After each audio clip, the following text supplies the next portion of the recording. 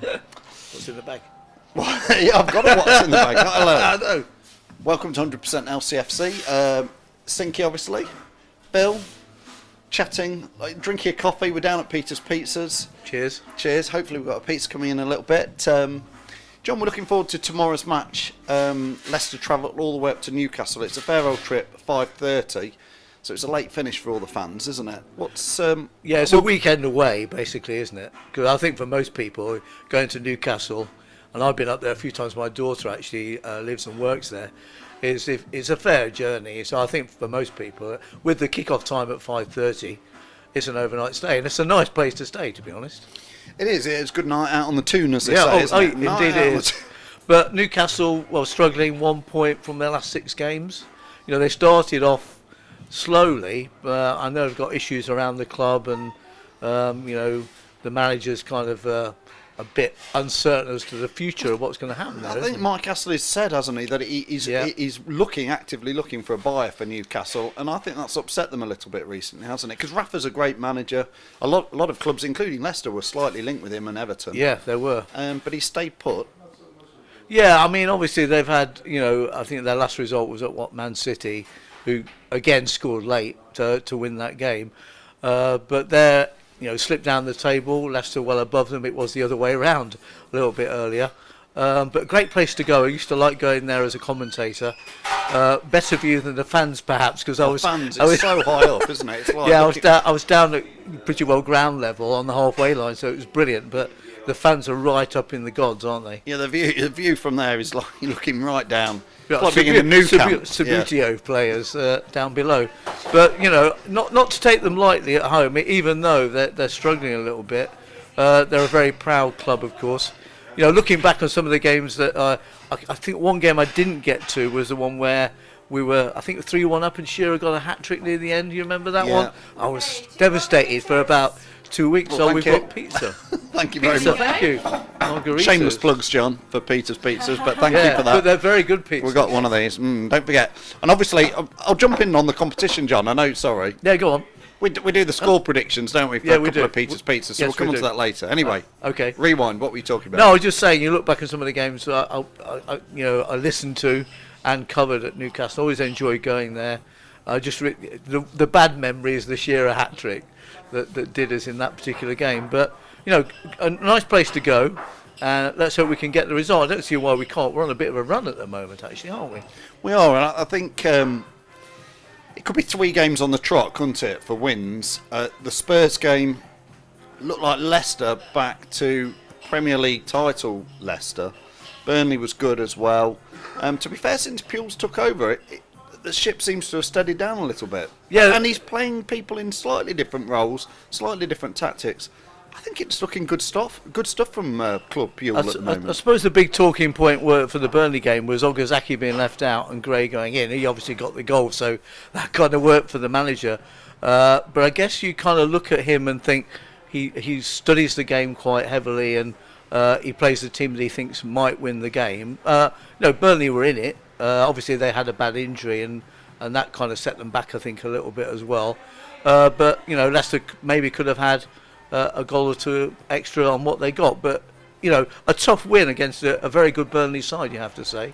But he played Gray, and Gray came through after colliding with the post. But he took that very bravely, I thought, actually. I mean, that'd be interesting. We want people to put in the comments below what they think the team's going to be for tomorrow's match at Newcastle. John, what do you think Puel is going to pick? The back line seems fairly picking itself. I think that back five kind of picks itself. The only option for me is it going to be Chilwell again, or is Fuchs going to come back?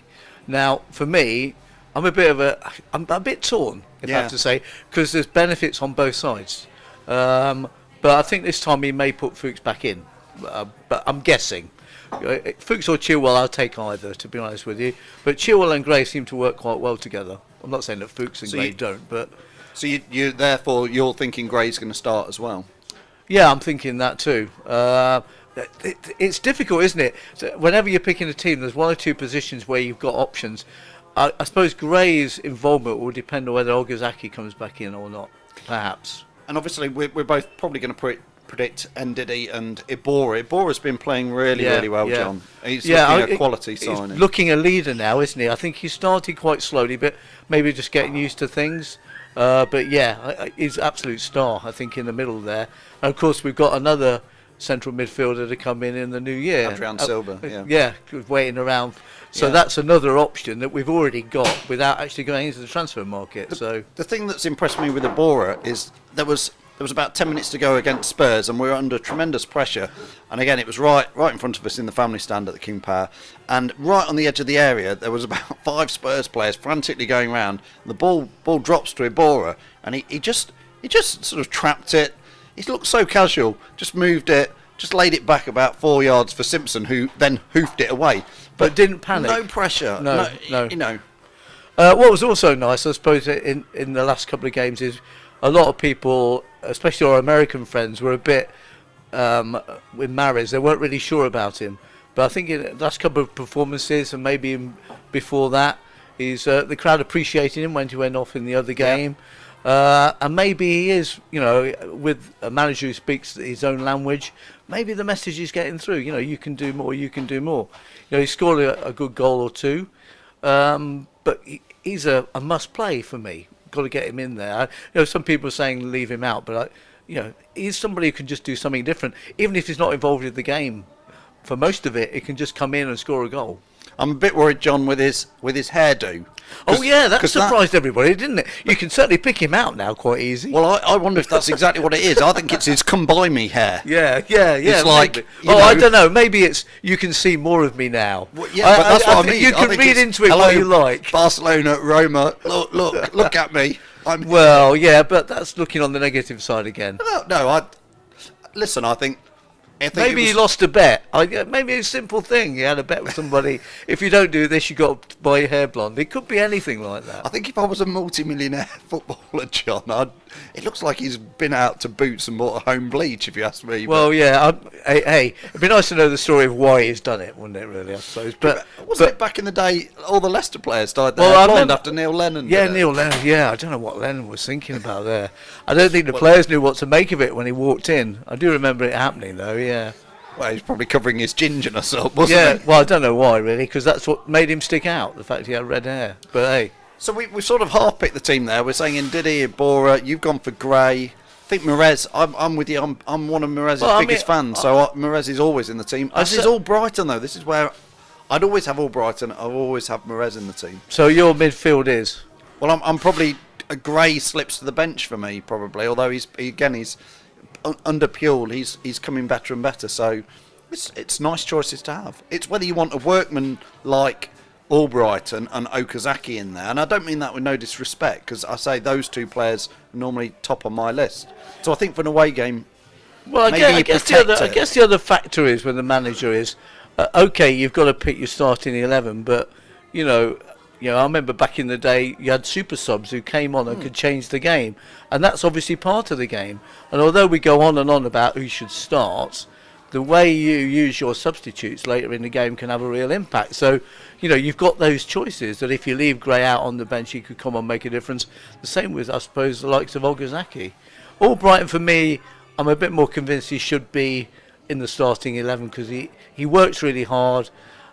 He's been linked, I think, with an England place, and hasn't he, this bloody week? Time, John. Him and Gray have been mentioned. So I think a lot of people really enjoy his work rate and the fact he can get a great cross in as well. I think Albrighton's been the most consistent player for not only Leicester but in the Premier League for the last 3 or 4 seasons. Even when Leicester have not been playing so well, Mark Albrighton is, a 75 to 95 plays brilliantly, and I think he's well due an England call-up and puts in one of the best crosses of the ball. Yeah, I mean, hopefully Gareth Southgate's seen him a few times. I think he's been at some of the Leicester games recently to see that. But the thing with Puel is he's got some good choices to make, but like you say, he can use the bench as well. So even if some of the chaps that you particularly like aren't in the starting 11, they could easily come on and change things. We'll do another video which we'll put out perhaps on Sunday, talking about who may come and go in January, John. We're going to finish off with obviously another plug for the pizza, but it is prediction time. You can win 2 of these, like me and John have got here very nicely. It's the usual predictions. Who's going to score first? What's the final score going to be, John? It's away at Newcastle. Well, I think we'll win. As for the score, I think I'll probably go for a 2-0, actually. I quite fancy us. Who to score first? Ooh, you kind of want to... Well, I don't know. I might go for something different. Who shall I go for? I might go for Mark Albrighton, as we've talked about. Very good. Well, I'll go for Albrighton and a 2-0, I think. And I'm going to go for something slightly different. It's a away game. I think it could be tricky. And low scoring, I feel.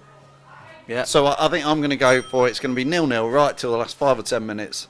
Harry Maguire score us a winner from a corner. Yeah. Wow, that'd be nice. So I'm going to go 1-0 Harry Maguire. A little bit different, but and what a good play he's turned out to be. Yes. Goodness me.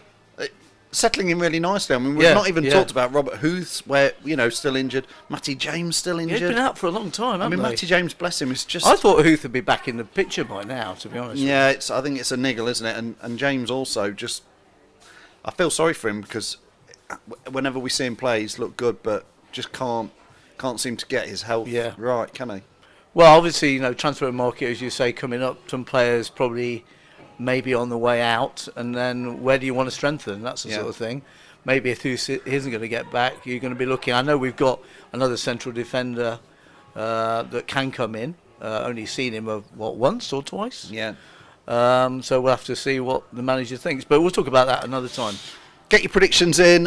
Enjoy the match tomorrow at Newcastle, and hopefully another Leicester win. 3 on the trot. Thanks, Sinky. Thank you.